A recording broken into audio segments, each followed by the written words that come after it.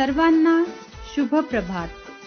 प्रभू येशू ख्रिस्ताच्या नावात विश्ववाणी परिवाराकडून आम्ही मार्गाकरिता प्रकाश कार्यक्रमात आपले सहर्ष स्वागत करीत आहोत.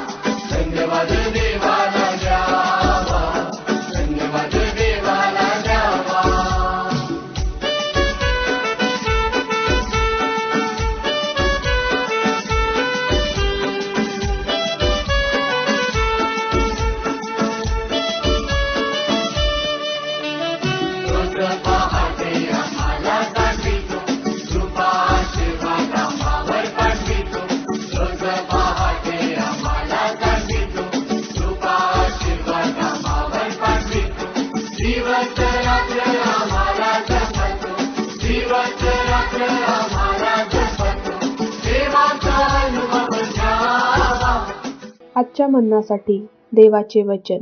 गणना याचा 24वा अध्याय वचने 17 ते 19. गणना याचा 24वा अध्याय वचने 17 ते 19. मी त्यास पाहतो पण तो अजून दिसत नाही, त्यास निहाळतो पण तो जवळ नाही. याकोबात तर एक तारा उदय पावेल आणि इस्रायलातून एक राजदंड निघेल. एका टोकापासून दुसऱ्या टोकापर्यंत तो मोवाबाचा चुराडा करील, सर्व दंगेखोरास चित करील. त्याचे शत्रू अदोम व सेईर हे त्याच्या ताब्यात येतील. तोवर इस्रायल आपला प्रभाव दाखवील. याकोबातून एक नियता निघेल, तो नगरातील अविशिष्ट जनांचा विध्वंस करील. देवबाप असलेले वचन आपणा सर्वांसाठी आशीर्वादित करो. येशू ख्रिस्ताच्या मधुर नावामध्ये सर्वांना सलाम.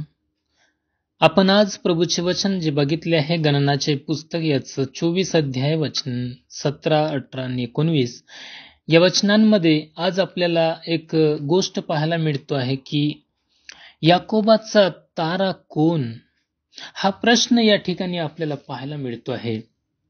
जो 17वा वचन आपण पाहतो की मी त्याला पाहीन व तो आता दिसत नाही, त्याला न्याहाळीन पण तो जवळ नाही. याकोबातून एक तारा उदय पावेल आणि इस्रायलातून एक राजदंड निघेल, तो मोवाबाचा कपाळ मोक्ष करील, सर्व बंडखोरांना चित्त करील. प्रियजनो, या ठिकाणी आज आपण पाहतो की येणाऱ्या मसीहाबद्दल भविष्यवाणी करण्यासाठी देवाने बलामाचे डोळे उघडलेले आहे आणि ते आपण इथे पाहतो की ख्रिस्तामध्ये ते पूर्ण झाले आहे. परंतु काही यहुदी लोक किंवा विरोधी लोक असे म्हणतात की ते दाविदामध्ये पूर्ण झाले, असेही म्हणतात की इस्रायल राज्यामध्ये पूर्ण झालाय. परंतु आज आपण या वचनांमधून पाहतो की कोण फिट आहे. प्रियजनो हो, या वचनांमध्ये जसं आपण 17वं वचन जे पाहिलंय की त्या वचनामध्ये आपल्याला पाहायला मिळेल की कोणीही फिट नाही. दाविदाने मोवाबी लोकांसोबत लढाई केला, परंतु त्याचा जो विजय होता तो अस्थायी होता आणि दावीद स्वतः येणाऱ्या राज्याची वाट पाहत होता, आपल्याला ते कळतो आहे. त्यानंतर आपण बलामाबद्दल पाहतोय की बलाम म्हणतो की मी त्याला पाहीन परंतु आता नाही, कारण तो जवळ नाही. 17व्या वचनामध्ये आपण पुढे पाहतो की याकोबातून एक तारा उदय पावेल, इस्रायलातून एक राजदंड निघेल, तो मोवाबाचा कपाड मोक्ष करील व सर्व बंडखोरांना चित्त करील. या ठिकाणी पूर्णपणे प्रभू येशू ख्रिस्ताची भविष्यवाणी आज आपण पाहतोय. प्रियजन हो, प्रभू येशू ख्रिस्त स्वतः तो म्हटलेला आहे की मी पहाटेचा तेजस्वी तारा आहे. प्रकटीकरण 22 आणि वचन 16 मध्ये ज्यावेळेस आपण पाहतो, या सर्व गोष्टीविषयी तुम्हाला साक्ष देण्याकरिता मी येशूने आपल्या दूताला मंडळाकरिता पाठविले आहे. मी दाविदाचा अंकुर आहे व त्याचे संतानही. मी पहाटेचा तेजस्वी तारा आहे. प्रियजन हो, पहाटेचा तेजस्वी तारा आमचा प्रभू येशू ख्रिस्त आहे. यामध्ये निष्कर्ष हा निघतो आहे की येणाऱ्या ख्रिस्ताबद्दल भविष्यवाणी केलेली आपण पाहतो. दुसरी गोष्ट की दावीद नाही तर तो स्वतः वाट पाहताय, ते आपण पाहतो. तिसरी गोष्ट ही आहे की इस्रायल राज्य नाही, कारण ते बलामाच्या दिवसामध्ये होते, पण बलाम म्हणतो त्याला पाहीन पण आता नाही, कारण तो जवळ नाही असं म्हणतो. आणि चौथी गोष्ट, तारा एक राजकुमार किंवा शासन करणारा, प्रतिनिधित्व करणारा जो आहे तो म्हणजे प्रभू येशू ख्रिस्त. तेज तारा म्हटलेला आमचा प्रभू येशू ख्रिस्त आहे, जसं आपण वाचलेलं आहे प्रकटीकरणाच्या पुस्तकामध्ये. प्रियजनो, आमचा तेज तारा प्रभू येशू ख्रिस्त आहे आणि जो तो येणार आहे तोच मुख्य आहे आज आपण पाहतो. या आपण प्रार्थना करू. जिवंत देव बाप्पा, आम्ही प्रभू येशू ख्रिस्ताच्या नावात तुझ्या चरणात जोडितो. आज आम्ही प्रार्थना करीतो पिता, तू जो आमचा तेजस्वी तारा बनून जो या जगामध्ये आलेला आहेस पिता, होय प्रभू, आम्ही तुझी वाट पाहत आहोत आणि आम्ही मागतो की ज्यांना प्रभू तू कळलेलं नाही त्यांनाही प्रभू तू कळावे, अशी आम्ही तुझ्या चरणी प्रार्थना करीतो. प्रभू, धन्यवाद देऊन प्रार्थना येशू ख्रिस्ताच्या नावात मागतो, तू स्वीकार कर. आमेन.